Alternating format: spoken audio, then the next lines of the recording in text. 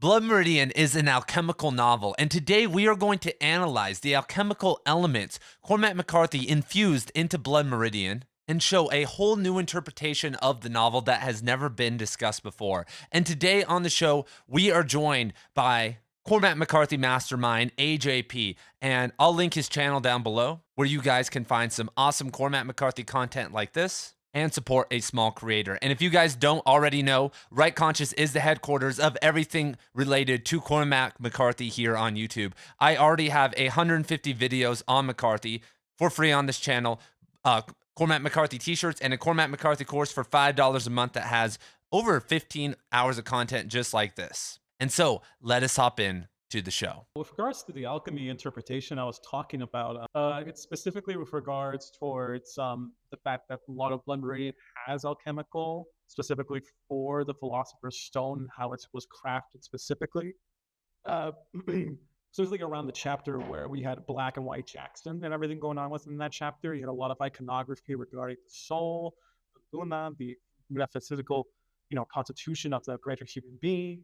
You had a lot of focus on gendered focus there, Albertism, a lot of that contrast within there, the female, the male half. Not even like in a Jungian sense, everyone has the whole great eggs theory, not even that. It's just legitimately like you had the color scheme for the philosopher's stone that was really present within the original work. You have this metaphysical. So the philosopher's stone, when you're making it, it can shift colors basically. It starts out as black, then it goes down to white, and then specifically it turns into red, a blood meridian effectively. And essentially, with the death of White Jackson, that's the symbolic creation of the Ouroboros. That's basically how the whole cycle of destruction and vengeance starts. The whole process for the war is a catalyst for creating essentially like a metaphysical perfection of violence, essentially. That's what Holden is sort of creating there. Not necessarily a quest for immortality, but like a ceaseless, endless cycle of the violence, of all that of anarchy and all that degeneration. And basically, it was throughout that whole chapter, you have a whole bunch of color schemes, a whole bunch of iconography related to it. And I had like the most like brain blasting moment for that. And I was just like, oh my God, how has no one talked about this? And it's a bit, undercooked right now and what exactly it means, because I'm still like trying to discuss that a bit. But I feel like the alchemy perspective, sort of like the whole essence of a human being is kind of missing a bit. But that's not probably because alchemy itself is a bit, underbaked compared to what it could have been. But if you're viewing it from like Agrippa, like and Heinrich Agrippa's own perspective on how alchemy was supposed to work, you can really get a whole bunch of nuance, especially regarding the celestial body, the mortal realm, the natural realm, everything in regards to that, and how it connects towards nature, and as well as the primordial essence when it comes to humanity, essentially in the entire book. Whoa, whoa, whoa, whoa, whoa, AJP. You can't just be dropping knowledge like this and not explicate it a little bit. Can you kind of inform us how the celestial bodies and Agrippa's philosophy inform Blood Meridian specifically? So with the celestial bodies, you have a lot of iconography again with dippers and how that intertwines with destiny and fabric of fate. The child, the boy, he was born underneath specifically, the dipper and how it's stowed. And that's a symbol of specifically the great mother and everything along those lines. That's always an essence that he's missing. That's something he's always missing throughout the book, and it's sort of an intertwined factor of his destiny. How women and how he's missing that maternal essence is always something that drives the kid to a certain extent, because the paternal father figure already fails. It wasn't what he needed in that regard. He needed that nurturing, that care. He already has the bravado. He already has the whole gaming nature of how a boy is supposed to be. But he remains the kid throughout the book because he doesn't have that other maturity, that higher, essence that he's had since birth that he's been missing. He was incubated from and doomed for death, pretty much. He killed his own mother due to the pregnancy going wrong and everything along those lines. And with Agrippa, whatever you're born in, it's like zodiac signs. Basically, everyone knows the whole loop-de-doo thing, zodiac women and all that type of stuff. I know that's like kind of like much. So specifically with Agrippa, he believed that depending on when you were born, that celestial body guides and determines your fate. With Agrippa, it was a lot more scientific, like if you're born under this, you have this celestial daemon protecting you. And the celestial daemon, it's not necessarily something that's like, vile or cruel or something that's necessarily evil. It's something that's just guiding you. It's a figure of nature rather than something that's inherently demonic or satanic. Like we have common there. And that's really what I'm trying to go for, And also a big important thing is colors within Agrippa's models. A very important essence is what color the house of the celestial star you're being guided under. What does that determine for you? And I believe specifically, if you're born under the Dipper and everything, you're guided by the Great Mother. The big essence is red and blue. That's the house color of your houses specifically. And the houses there within the 12th and the 11th house. I know this sounds like schizo as all belief and everything like that, but it's like, it's really does have like sort of like that predeterminism and that pessimistic sort of fatalism that's within Blood Meridian. Like the boy, So I know Agrippa was a Renaissancean German occultist, but was he influential in the second alchemical renaissance, which occurred in the early 20th century and late 19th century? Because Cormac, when you look at the alchemists he was studying, he was mostly looking at the second alchemical renaissance. oh yeah, very much so. He was one of the key cornerstones figures for like, everything with Albertism and Thomism, that whole great debate that was going on during the Great Schism and the Renaissance, as well as the fact that he was part of a secret society that had connections towards the Vatican, the whole Roman Empire. He was a very influential figure, not just, in terms of what he was presenting, but as well as, just politically as well. He had his books and everything along those lines are one of the only few parts from the alchemical, Renaissance that are still currently available and actually fully translated essentially. And that's kind of a major thing right there. He had a lot of just influence, a lot of power and everything, as well as like a lot of artistic, proponency, a lot of like intelligence to him.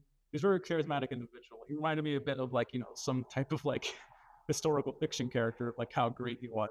It's ridiculous sometimes, like how much influence he had. Yeah, that whole Renaissanceian period produced so many figures worthy of historical fiction. I have a friend right now who's writing a novel on Caravaggio, the painter, has a wild story. And it's like, who the hell are these guys?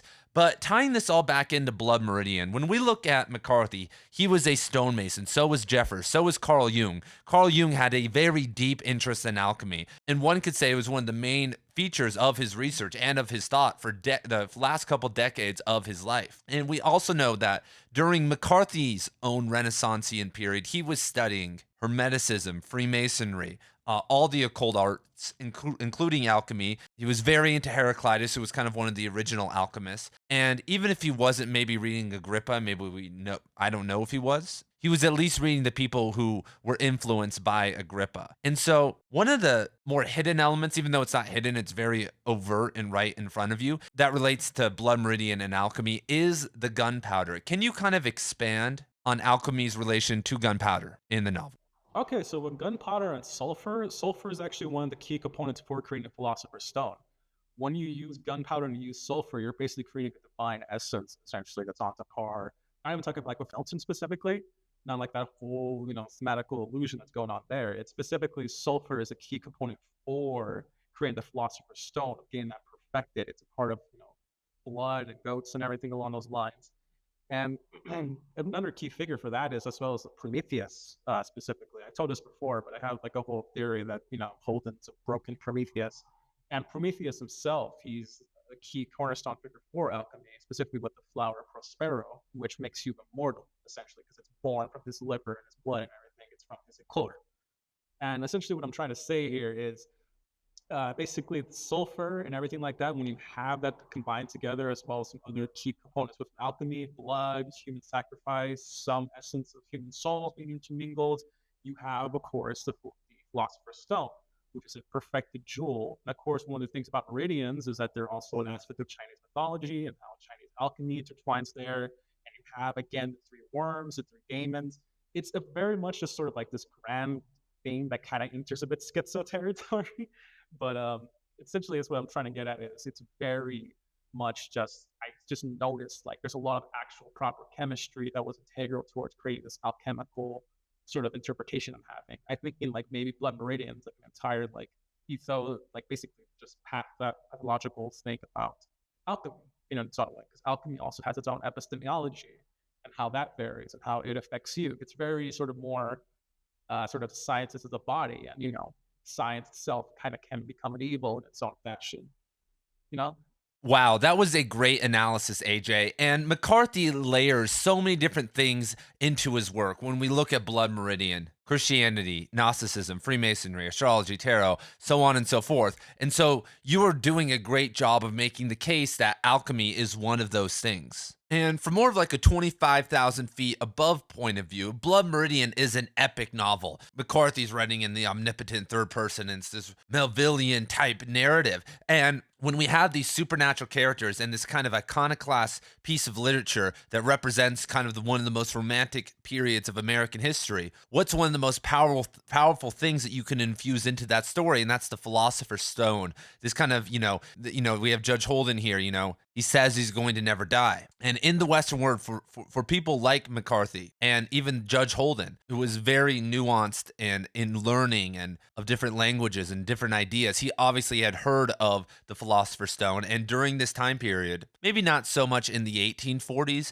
there was kind of this renaissance with alchemy, with kind of the occult. And so it would make sense that Judge Holden was into this idea of the Philosopher's Stone. So I don't think that's a schizo jump. And even if you went all the way to say Blood Meridian as a whole is a alchemist novel, and that's the main frame of it, that's a bit of a reach, but nonetheless, there have been much further reaches done in scholarship and even in the Cormac McCarthy community. And I feel like we're just cracking this thing open, because I don't think people have just the general knowledge of alchemy or are kind of ignorant and view it from how they've been kind of trained by mainstream media and stuff to view it. And so with kind of the influx of people coming into the Blood Meridian scene, I hope knowledgeable people like yourself about this, and now I'm going to be on the lookout for this and be doing more research into what I already know, we can reinterpret this. Yeah, when most people think alchemy, they think about that one guy in like Brazil that went missing and just wrote a bunch of nonsense inside of his book.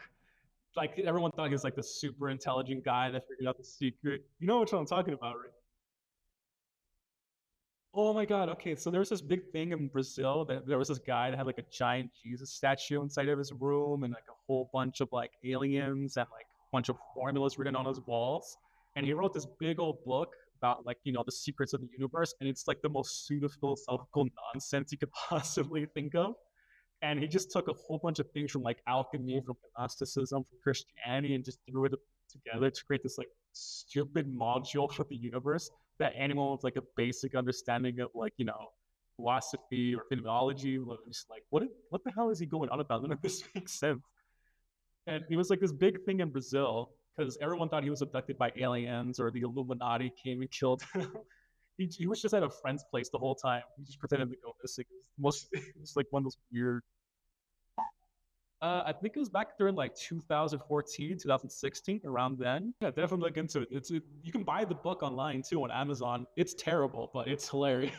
Wow, I've never heard of that guy. I'm gonna have to look into that. You may be seeing a book review done by me on that soon on this channel. But anyway, yeah, most people's conception of alchemy is this like they're turning something, some people are turning something into gold. And Harry Potter maybe brought this idea into the philosopher's or sorcerer's stone into the mainstream. But there's this physical side, like there is that stuff, but there is the sciences of the body, and then a lot of it's kind of allegorical and hidden language to kind of carry these occult teachings throughout time because of Christian persecution. Yeah, exactly. And it's a very key essence towards, epistemology and how we view our own archetypes. It's something I feel like a lot of people kind of like, obviously Jung, he saw the value in that. And I get McCarthy has his own like follies and his own issues with Jung and everything and how he presents his ideas. But I feel like it's more with the collective unconsciousness. Yeah, it's more that issue there.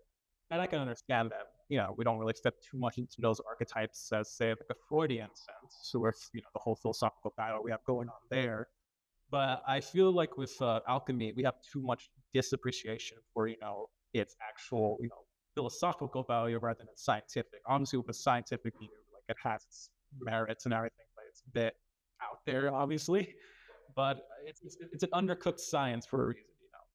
It's the closest thing we have to magic to this world, and it's kind of like it's seen as that. It's magic, it's nonsense, but it's like magic with a reason, because that was the part, sort of the essence of that era. Reason combined with like science, people playing God a bit, trying to become like God, that type of stuff. So what alchemical elements have you found in Blood Meridian? What can you add to this conversation? Because as I said earlier, we're just cracking this book open for the first time. I've read the entirety of the Cormac McCarthy journal. I've been on Reddit, and I've always known this is there, but never been able to put it to words. And so all you other McCarthy geniuses out there, help us out, and let's keep creating this McCarthy revolution.